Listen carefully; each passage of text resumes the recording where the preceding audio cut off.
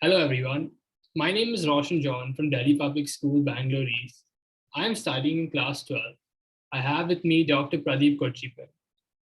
Dr. Pradeep Kochipan is an orthopedic surgeon working with Apollo Hospital, Bangalore, and specializing in sports medicine, and is the consulting doctor of the Sports Authority of India Southern Region for all their national and regional teams. Thank you, Doctor, for agreeing to this interview request. Over the past 5 years, the men and the women's hockey team has seen significant improvement in their performance at the Olympics, and a lot of this improvement has been attributed to their improved fitness levels. Now, coming to the first question, what do you attribute the significant improvement slash increase in fitness to? How has this been achieved?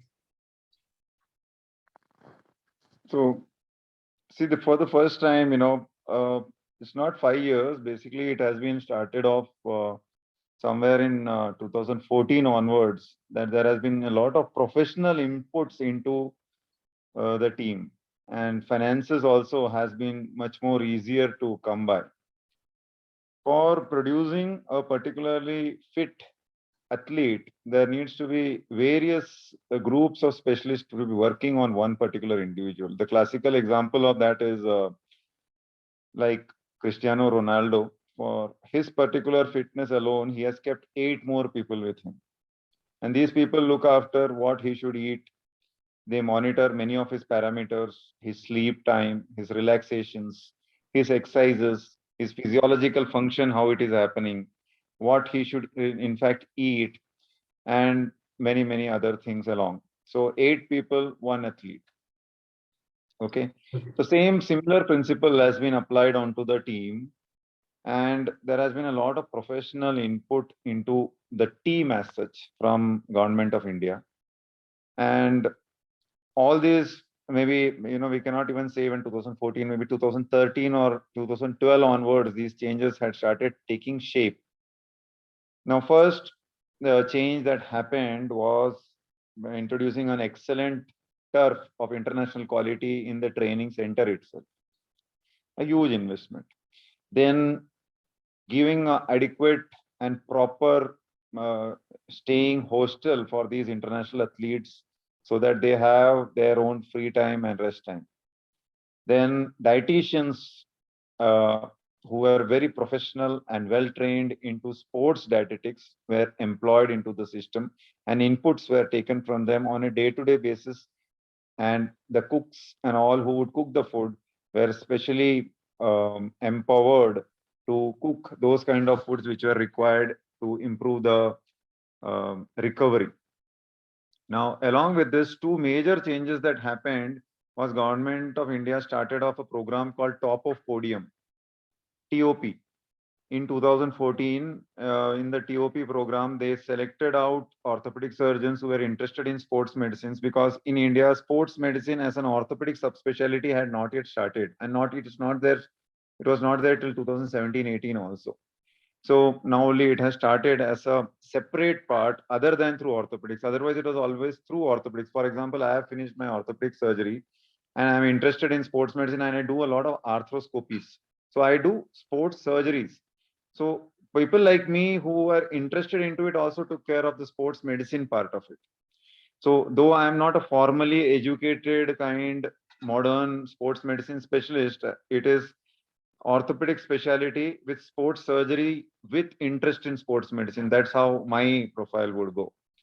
Okay, so at that time, we were the only ones who were available for that particular thing. And it went on in that fashion. Even today, India, it's still orthopedic surgeon with arthroscopy interest are the people who are the sports surgeons. So this top of podium program brought in every city, 1 or 2 surgeons were included by the Government of India to take care of the athletes, that whoever were in the international teams, if they get an injury, they could come and meet you at any point, any time. So you should not say no. That was one of the clauses of it. Then another big change that happened was employing specialist strength and conditioning specialist, like Indian team presently.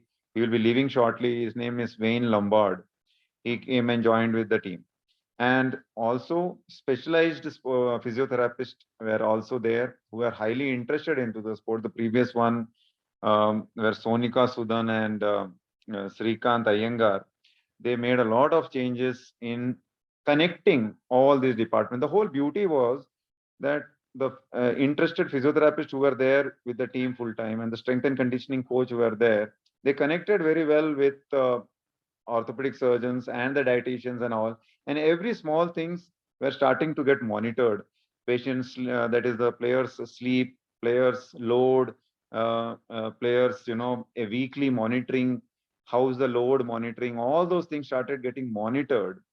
So individualization of individual player happened instead of 12 people or 16 people considered as one single entity, everyone same. No, it was not. Each one, how they are recovering, what are they eating, what are the requirements, what is their body composition, what are the muscle tight, which are the muscle which are not working properly, what are the deficits in them, all got started identified, their load were charted out, and individualized taking care of these people started.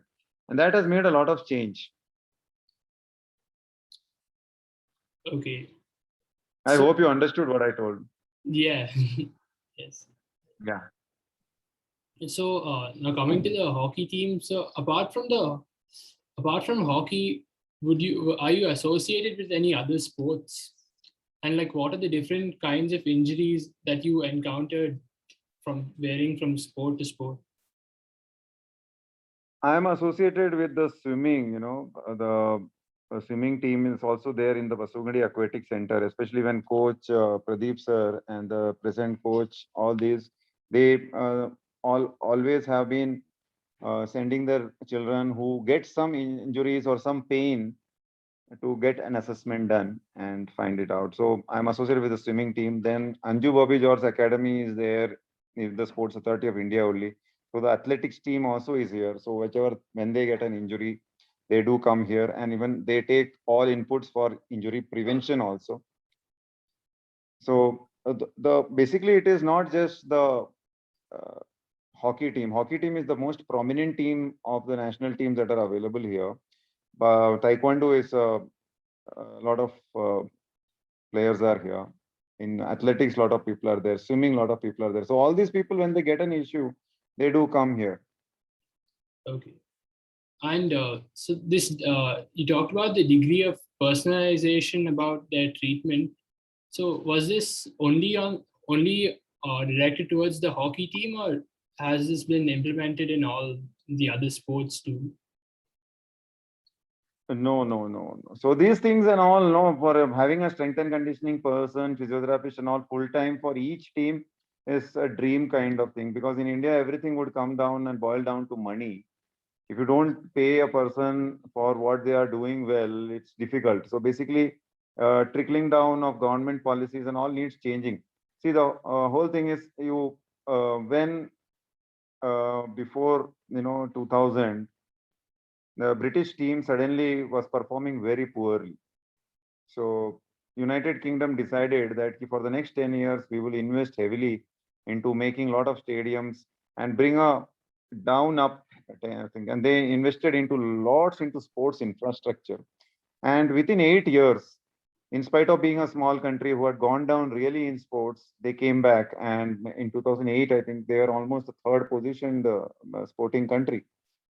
So they identified which sport to put in. So it's basically a down up approach. So unless money is pumped into the system and talented youngsters get into the whole thing, and the scope is not there. Basically, you can't have all these things for every team.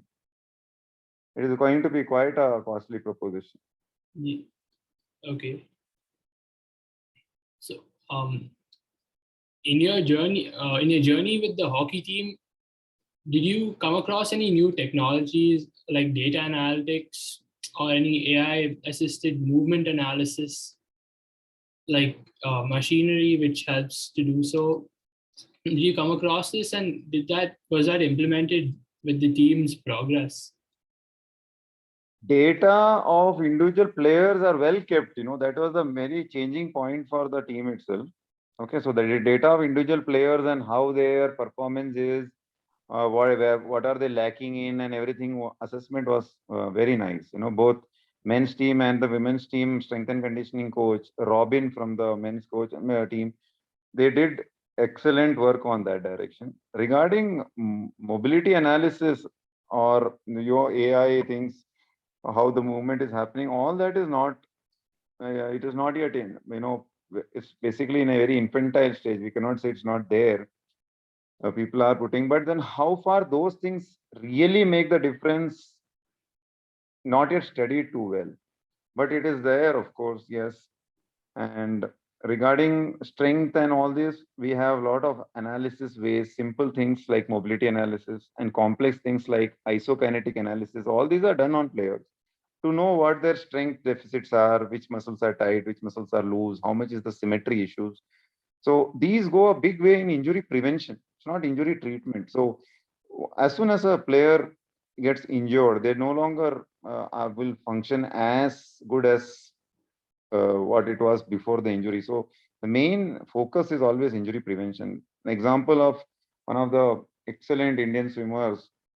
um so he was a top athlete, 1500-meter top athlete in 2004, started dislocating his shoulder. 2014, I'm talking about.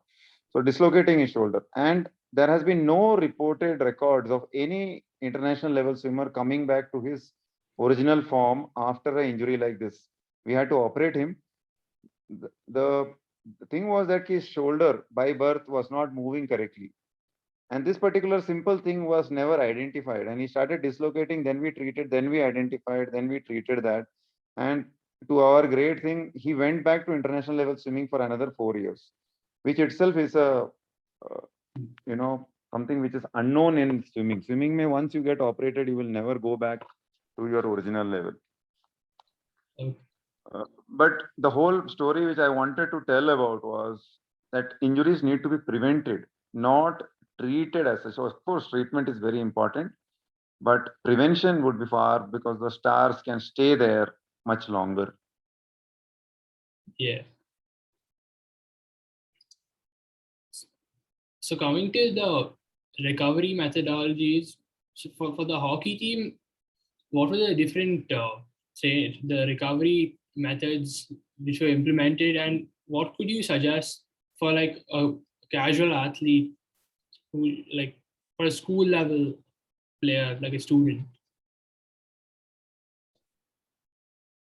See, recovery are two parts, active recovery and passive recovery. If you have a game on the same day and all, you will have to go in for a active recovery where lactic acid and all do not accumulate. Whereas passive recovery techniques using ice immersions that are very commonly used for hockey team. After the games and all, they used to go and go be in hydrotherapy and water. They also used to get some massages and all these. And one of the most important parameters looked for was timely eating of food, quality food at post exercises, especially protein diets within 1 to 2 hours, and sleep. Sleep time was well monitored and managed so that the all players are empowered of the fact not to use too much of mobiles and these things after 7 a.m., 7 p.m. and all, so that they get an adequate sleep. And sleep is known to be the greatest of all recovery methods. Okay, the body recovers very well. Regarding school children and all, see, the thing is, if you are looking at anything at international level, not at national level in India, but at international level competition and all, discipline is the most important thing. My body is just a machinery. It tends to fail. And as we compete in one particular sport, it will always take a toll and create opportunities for getting sports injuries. Most important thing is understanding and knowing that sports will lead to injuries and what all the player can do to avoid getting those injuries. So basically, a player, a very top level player, should be like a scientist. He should know he is on borrowed time. He should be able to work on himself like a saint, sleeping on time, eating right, resting right, thinking right, and everything. This many rights, unless and until they are there, the career becomes very short. Okay, so on one side, the pride of stardom creates issue. On the other side, what you speak creates issue. And because you are very young, the players, they don't know what to speak, how to speak, and all this. So these and all needs to be understood early. So it's important equal that these people read, they understand many things. In school levels also, Whenever children is interested in one particular sport, they should start thinking. So see, look at, state level hockey. Most of the players at state level hockey do not even know that there is sports injuries that can come to their body. Okay. And it's not just sports, state level, international level also. Most of them, when they are very young, 20, 21, 22, they don't know that injuries can happen to their body only because they are just playing and playing. Understood. So it's basically awareness is very poor here overall. Uh, Now, sports performance management has moved up in India.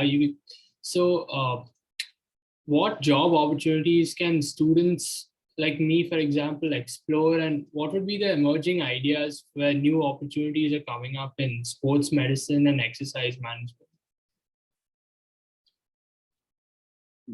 See, with the kind of population we have and the lack of space that we have and the kind of lifestyle that children like you are pushed into by the education system, where there is hardly any playing and full time in front of a mobile or a laptop, with poor thinking capabilities also nowadays. So with all these things going together, it's like a disaster in making. Okay. So now whole population. So it's very thing. Children should play for 1 to 2 hours a day. It should be enforced on them, and there should be marks given to all these things also in the school, as much as you would give it for mathematics, physics, chemistry, biology, or commerce subjects or art subject, whichever the subjects may be, but not given importance. So what we are churning out is a huge group of unfit youngsters. Now, during the COVID time, I started a thing which I brought out from sports medicine to what is called as general population. 30-year-old children, well, I wouldn't call them children, young adults. These people, software engineers, 30 years. By the time they are 30, they have back pain, they have knee pain, they have headache, they have neck pain. Whichever area is there in human body, everywhere it is paining at 30. Okay. So I brought a thing which is called as mobility analysis. So I check these people just in like that. I would check a sports person, see what all their problems are. What is the problem with their posture? Does their shoulder move properly? Do they have symmetry in strength in right and left side? Is their all muscles pliable or not pliable? And then we individualize their exercise therapy, because what was happening is people just go into some gym, do some 3 months of exercise, get a severe pain, and then they stop the gym. So this way, by doing a mobility analysis, we like a scoreboard, we would tell these are your mistakes and how you need to correct this. We just guide them once in a week or once in 2 weeks. They can go and free to join any gym and do, but they are guided in the way how to progress, because a 12-year-old child can be brought into exercise without much fear of injuries immediately. But a 30-year-old person or a 40-year-old person, when they are going to join into some exercise programs, they will always injure themselves because they have never been conditioned well. So that is where your sports management, exercise management thing and all will come. So people, when the society starts giving importance, so I kept the charges quite high. Okay. 3,000 rupees for 1 hour assessment I used to charge, because I am also spending that much time to assess one person. But to my surprise, if I tell this thing to two people, one person was ready and interested because they would like to have a long-term results. They were interested. So uh, the whole thing, what I'm trying to say is that if health is offered, especially wellness maintenance is offered, and we can identify mistakes before they become a disease, that will be a great thing. And health not being given a priority in education system itself, in the sense that children are made to sit and study, but they are not enforced to go and play. So where is the importance of sports given into thing? And in sports, it is not just the body which needs to be strong. The mind has to be much more stronger. So you can make a lot of IITians, but you just cannot get many sports persons to come up to a very international level and get these medals. So it's not just work and thing. Of course, education provides more opportunities of a job. Sports provides equal and better, but provides a healthy society. And it should be in fact enforced. And as school programs will increase, what I'm telling at international level, these are also enforceable at school level. School should have a good physio. School should have a good strength and conditioning person. School should have proper coaches. And each school should take up one sport in specific. Like, in IIT coaching, this school is for proper basketball coaching. This school is for proper volleyball coaching. And that's how the children can be brought up when the coach coordinates with the doctor, strength and conditioning person, physiotherapist, dietitian, everyone. The parents also get involved in the health of the child. Now, child is growing 170 centimeters and his weight is only 25 or 30 kg. Where is the muscle in the body? Okay, so these are pathetic situations where whom to talk to. There is no way, unless and until the whole society rises up and understand these things, we are just bringing in a lot of unhealthy humans, and we finally will say that India is the capital for diabetes, India is capital for heart disease, India is capital for arthritis and whatnot. So how can students get more exposure to some of these areas? Like Indian students are, Indian children are very loyal to their parents. Parents ask them to sit down and study, they will study. So along with that, I think parental education is required. Even I am a parent, so I am unable to enforce any exercise onto my children. Though my parent had enforced, we had adequate space also. There is a space constraint also here. So I think there is importance of people sitting down and discussing, especially in the 2 months holiday that comes. Parents should be encouraged. School should be brought into the forefront, so that the importance of sports is as important or probably more important than any subject studies. And when this sports become important, sports injury prevention becomes even more important. In India, the story goes like this: Khelega to hi injury aayega na. If you play only, then you will get injury, isn't it? If you don't play, you won't get injury. okay, okay, okay, and that's all. Thank you, doctor, for your time. And Thank you, Roshan. I hope you had some talk. And if you have more queries, you can put me on my WhatsApp. I'll answer you. Okay. sure, thank you. Right. Thank you. Bye.